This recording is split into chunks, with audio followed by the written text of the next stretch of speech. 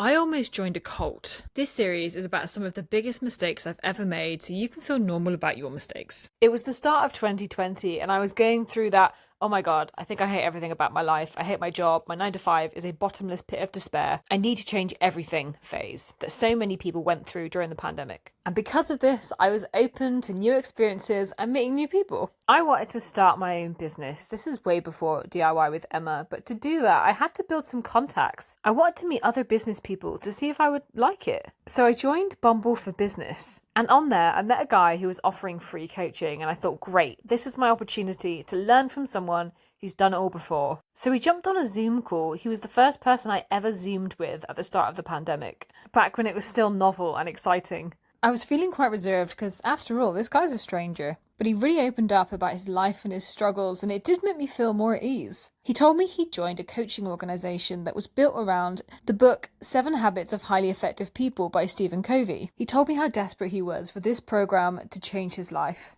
It seems he'd invested quite a lot in it, and I really got the sense that he was having some doubts, but the very next sentence he would tell me how great the programme was and maybe I should join. We spoke for over 3 hours, and I can summarise the call as a bit strange. It was probably one of the weirdest conversations I've ever had. But regardless, I realised he wasn't going to be able to help me in business as I wanted, so we finished up the call and I wished him well.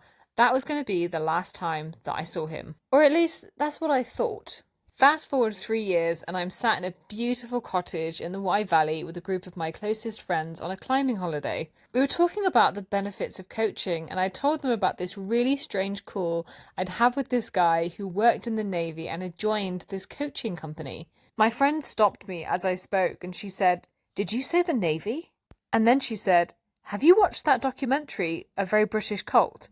It was an expose on the Lighthouse International Group, which were a British business and coaching organisation that was in fact a cult. The documentary featured Jeff Lee Jones, who was a whistleblower and worked in the Navy, losing over £100,000 to the cult. And so I said to my friend, "Shut the front door, show me a picture of this guy." We'd met 3 years ago and it was just the once over a grainy screen on Zoom. But I took one look at the photo and said, "Oh my god, I think that's him." And to be honest, I panicked, trying to remember what we discussed on this call. Did I share anything sensitive or private when led into this false sense of security? Here's the thing, I'd like to think that I'm way too smart to accidentally join a cult. And yet, here I found myself having what was actually quite a close call. Can I definitely say that if he'd not been a bit more charming, a bit more sure of himself, did a harder sell, that I wouldn't have joined? No, I don't think I can. I was probably at my most vulnerable. I'd like to think I'm fairly savvy and I still could have fallen for this. We all make mistakes. Join me for the next episode of Everybody Makes Mistakes.